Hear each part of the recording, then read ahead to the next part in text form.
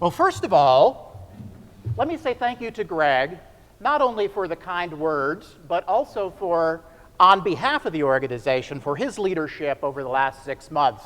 Greg did something more than just keep us at a level playing field or to mind the shop. He made sure that the trajectory that we are on continues to grow and advance and to reach new heights. So thank you, Greg, both personally and then on behalf of the organization.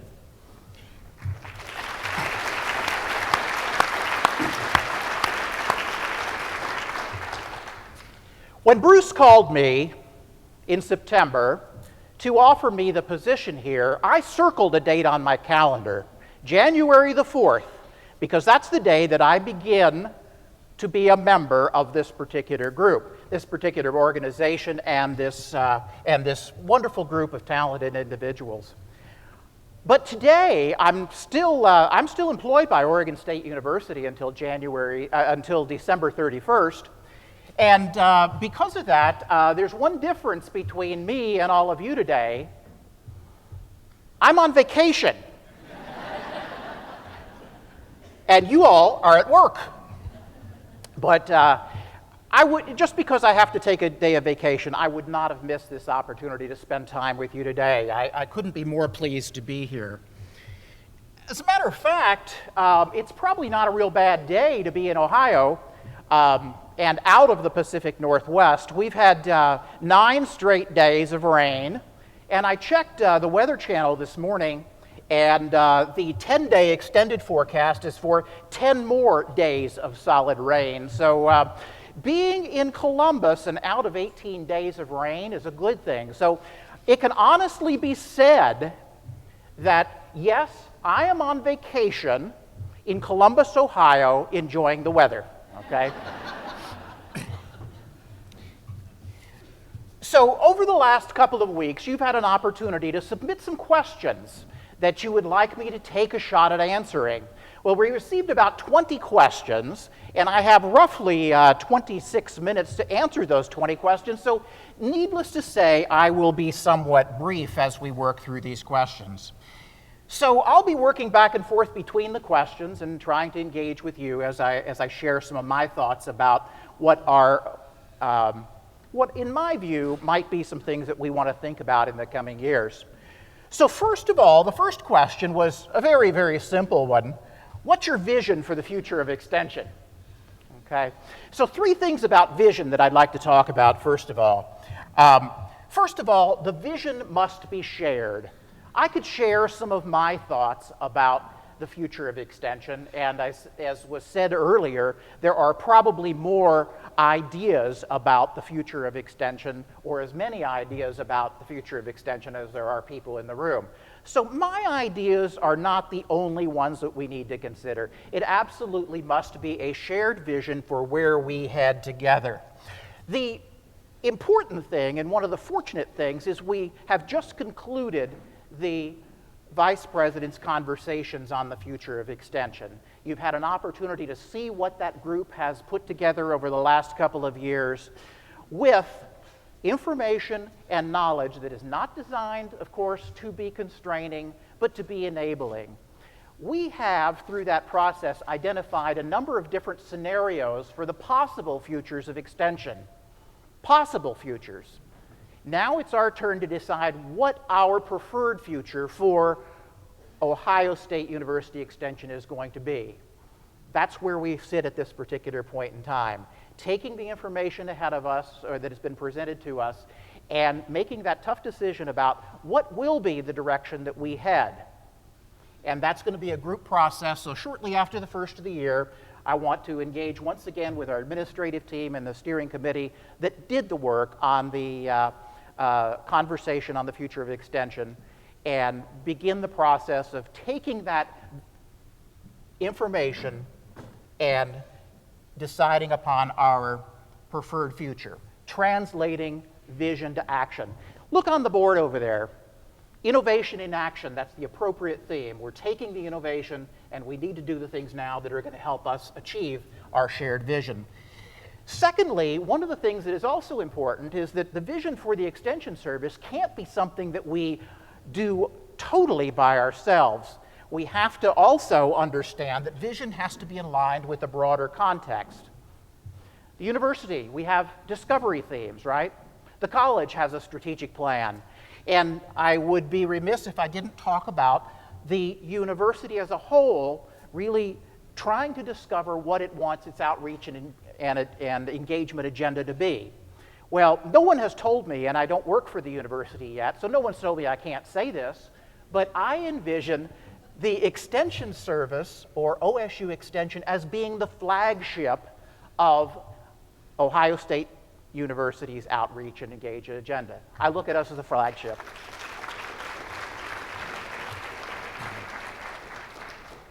We have the infrastructure, we have the experience, we have the knowledge, we have the community connections, and darn it, we've been doing it for 100 years, so there's no reason why I don't think we should be the flagship of that.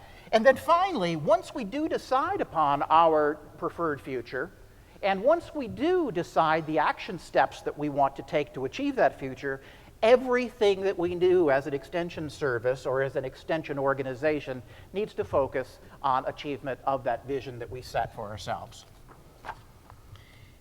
Question number 2, could you provide us with your initial insight of the work that you would undertake to create a stronger extension program in Ohio?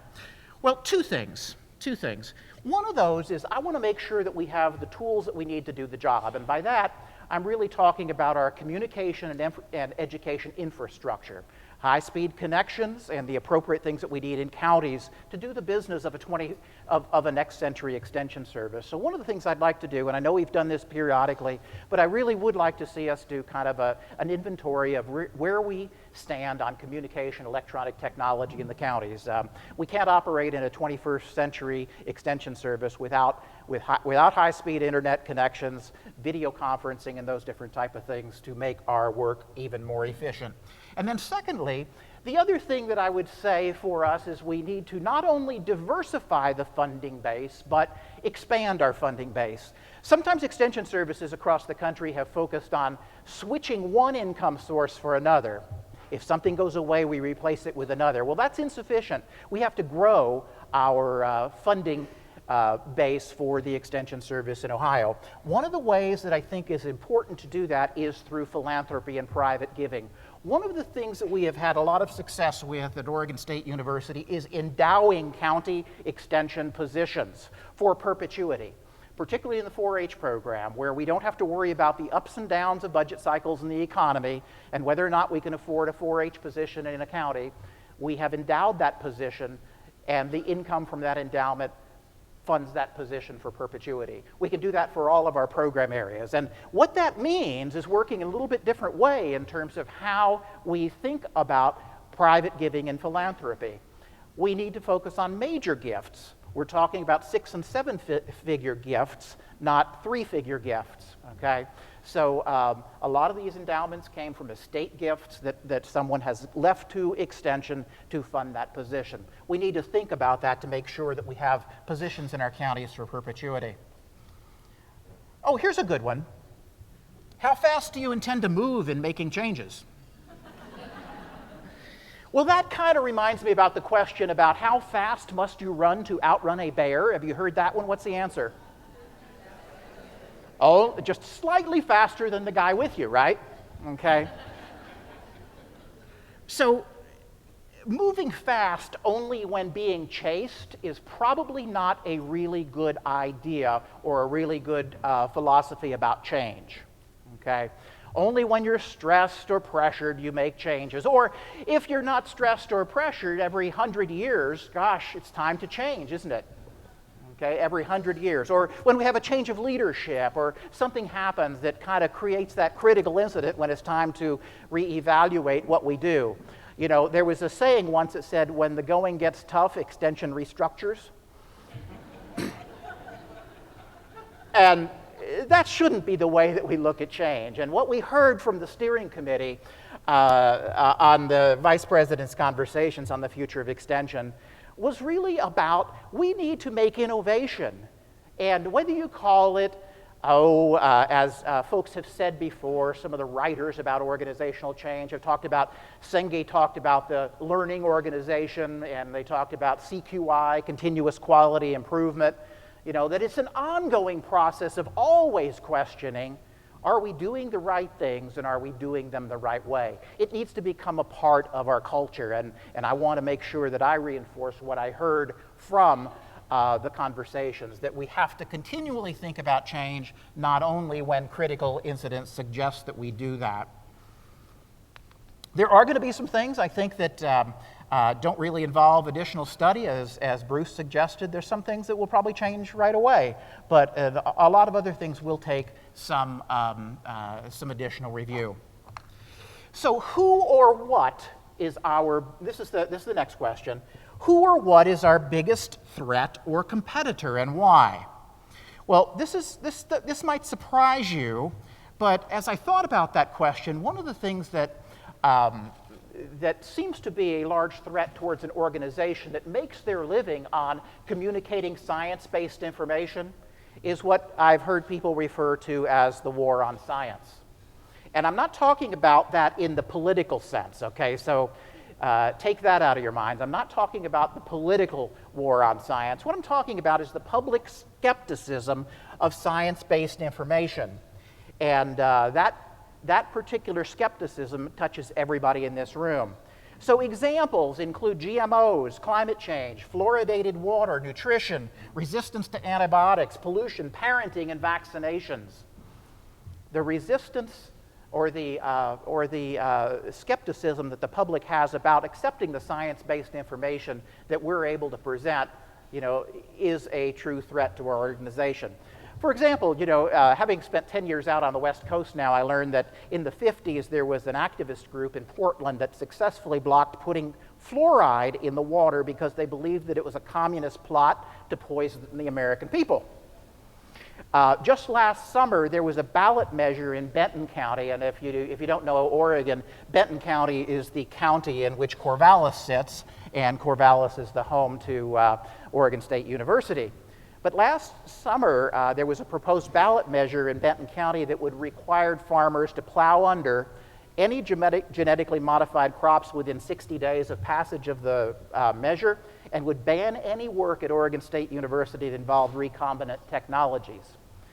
That was pretty significant thing for our particular campus, because it would have meant we would have had to give back $60 million of research funding at the university. And one of the things that is so interesting is that at Oregon State right now, we have a team of researchers that is just on the cusp of curing ALS, or Lou Gehrig's disease. And that research would have had to stop because of that ban on any kind of recombinant work. So why is it that people are having this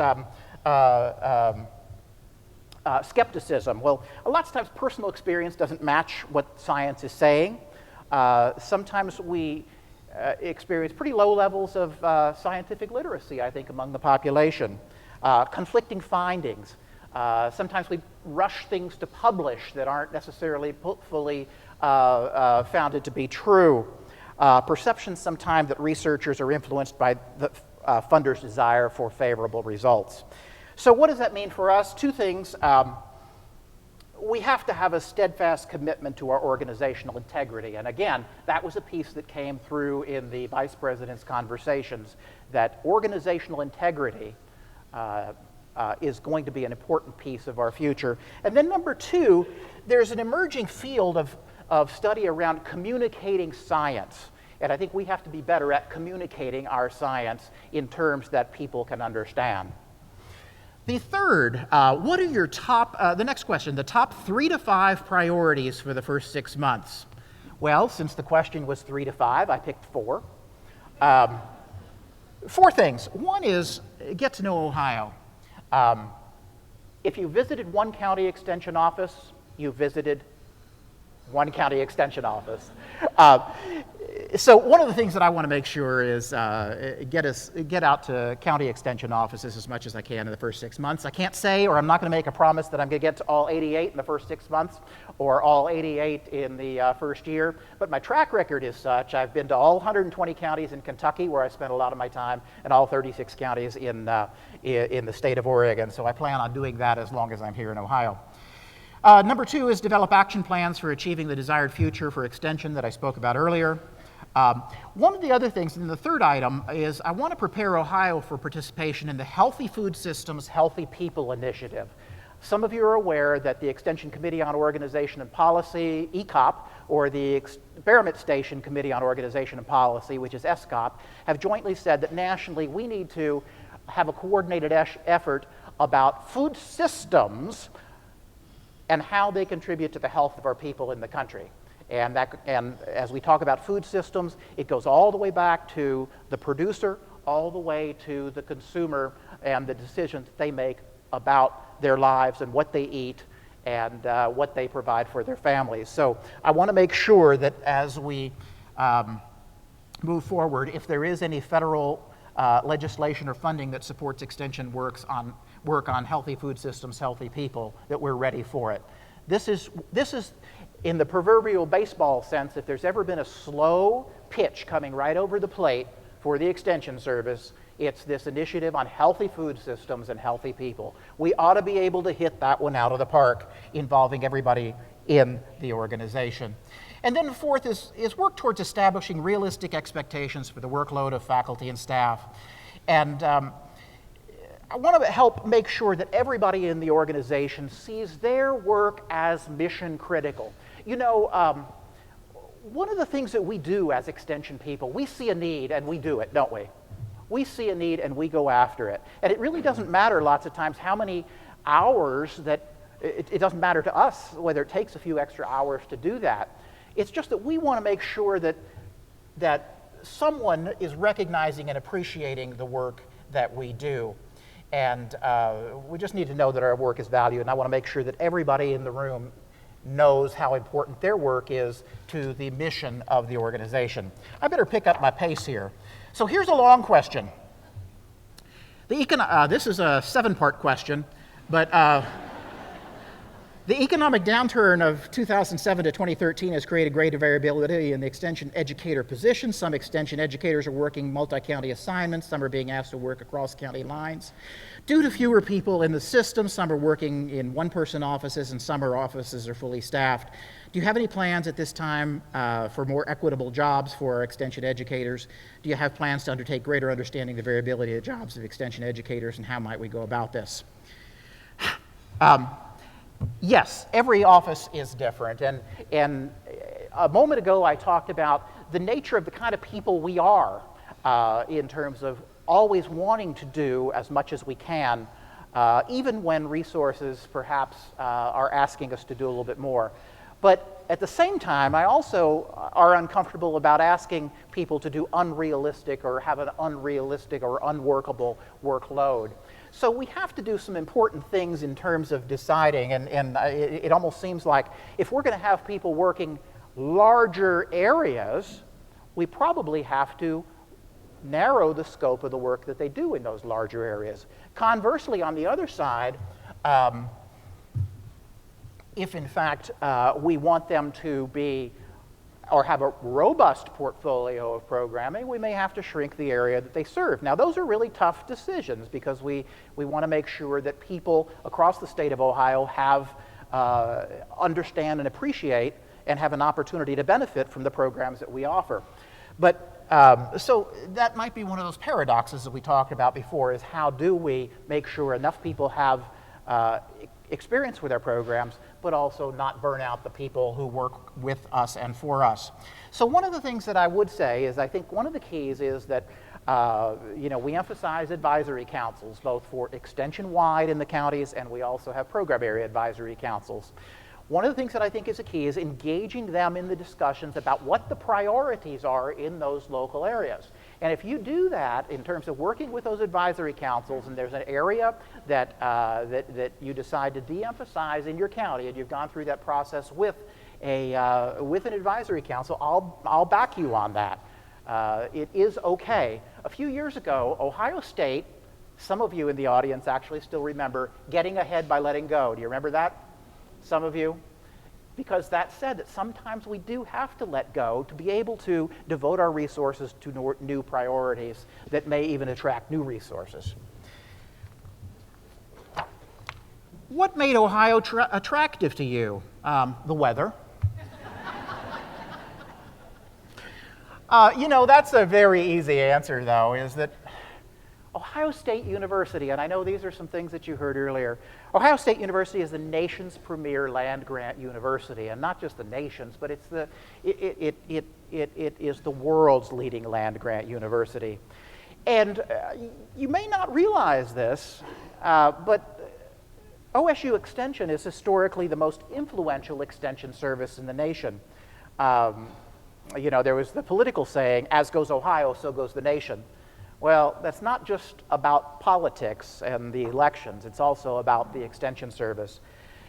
When I had an opportunity to tell people that I got an opportunity to go to Ohio State University, every single one of them said something about this university as being one of the greatest universities and the greatest extension service. And here's a quote from one of them. "We look to OSU for leadership, and the country usually follows along." And you need to know how positively this institution is viewed across the country and also its extension service. I've worked for Extension for 36 years now, and this is my opportunity to hopefully give back in a small way to help make sure that Extension continues for generations to come. My family settled in Ohio in 1837, and it's my turn now to become an Ohioan by choice. What's your plan to get to know Ohio? Yes, I'll be, and will you be coming to the counties to see how we work? Yes, absolutely. As I said before, I plan to spend some time on the road. How do you plan on OSU Extension maintaining our individually now that Central State is part of the land-grant equation? And so during my time in Extension, as a lot of you know, I spent a good bit of time in the southern region where many of the 1890 institutions are, and I've made a lot of friends across the network of 1890 institutions in this country. And I also had the benefit of what I believe probably working in one of the most productive relationships between an 1862 and an 1890, and that was at the University of Kentucky with Kentucky State University. I spent a lot of time on their campus, as an extension specialist, working partnership with faculty and staff there on different projects that we saw to be mutually beneficial. We actually had one of our new faculty orientations on the Kentucky State University campus, on the 1890 campus, to help our new community-based faculty understand the roles of the institution. So what I found, though, I think is the key, is that to those institutions working together, 1862s and 1890s, is upfront agreements about what each institution is going to do, and what are the unique strengths and passions of the university, and which does it make sense for either of those two universities to take the lead on. But it's about collaboration and planning on the relationship in advance. What's your plan for communication? I want you to tell me. So look after the first of the year to, do you want a tweeter? Do you want a blogger? Do you want what do you want in terms of communication? I could pick out what I want to do to communicate with you, but I want to hear from you. What's the most meaningful way for me to communicate with you as time goes on?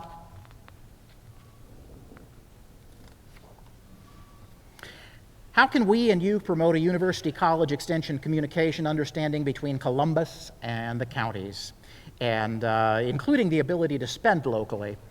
And great question, because I've been on both sides of that, and I've seen many examples of university policies at different universities, at different places across the country, established with really not a lot of consideration for what that means for the people that have to implement that policy, and lots of times it does relate to on-off-campus type of situations. At the same time, I've also been in the position where I've had to kind of help folks off the campus understand why the policy is in place.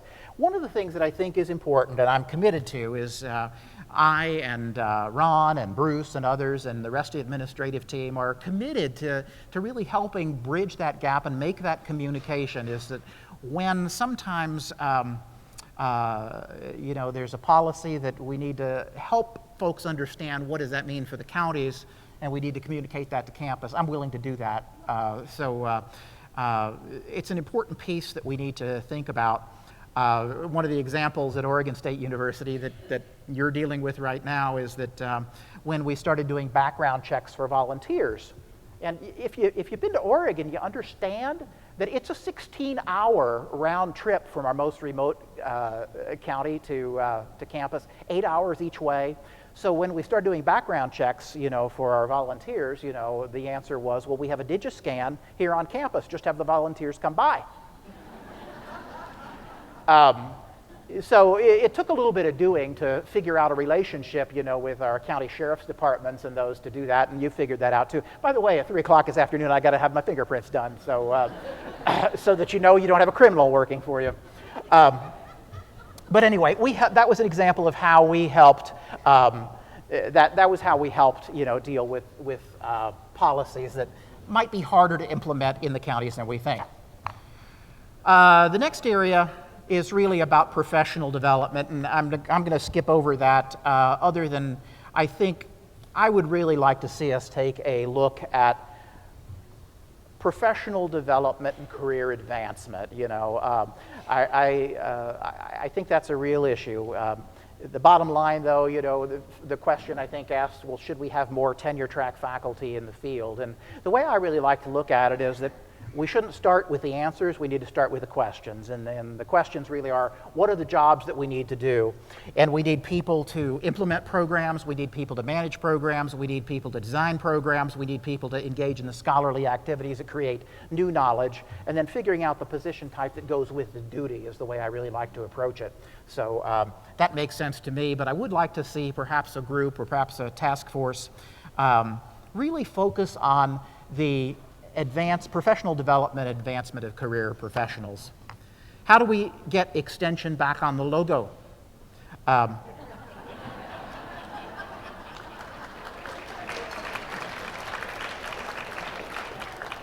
don't know, but I detect a little bit of passion in the room about that topic. We'll deal that after January 4th. How will you communicate the importance of extension to the university? I talk about outreach and inreach. So as much as I think you probably want me to visit the counties, I think you probably want me to cross the Olentangy, right? And I think that one of the things that I'm committed to do, as I know Ron is, and I know Bruce is, and we have a great advocate, in our new interim provost for this type of work. But I plan to make visits to each and every college in the university to help them understand what it is that we do and to help them understand how much they need us. What are your strategies for managing stress? There's 3 things. I guess I compartmentalize. When I'm at work, I'm kind of focused on workplace, and when I'm home or family, I kind of focus on that. You can ask my wife, and she says that I'm pretty good at compartmentalizing, and she might actually suggest that sometimes I may actually tune out a few things that, never mind.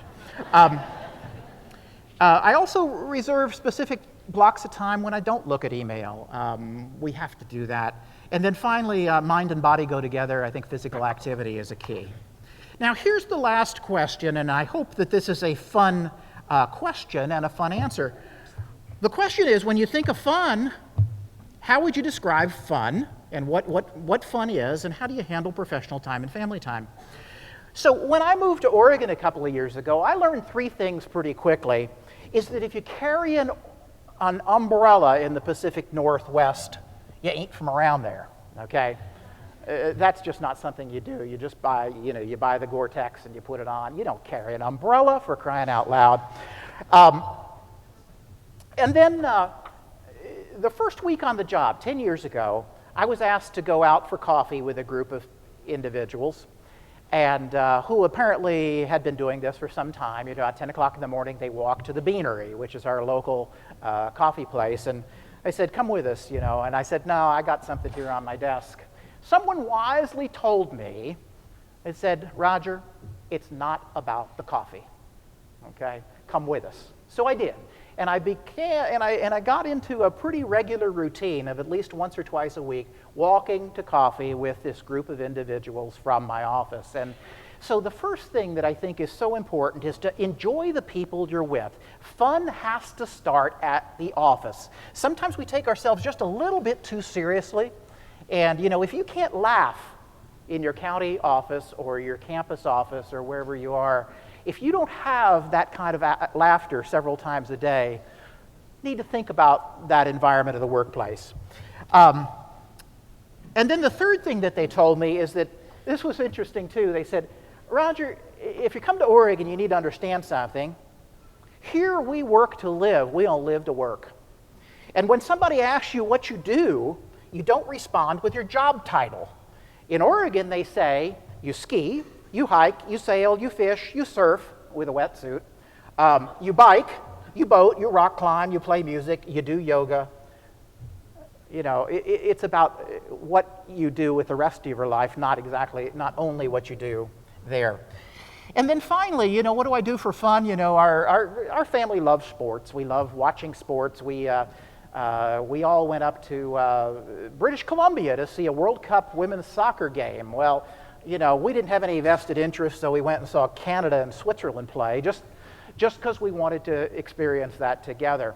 And so we enjoy watching sports, and I love being in a college town and being able to do that.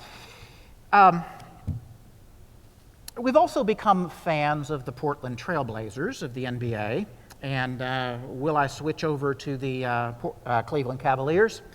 Well, I will be announcing that decision on ESPN after the season concludes, but right now we are focused on making the playoffs.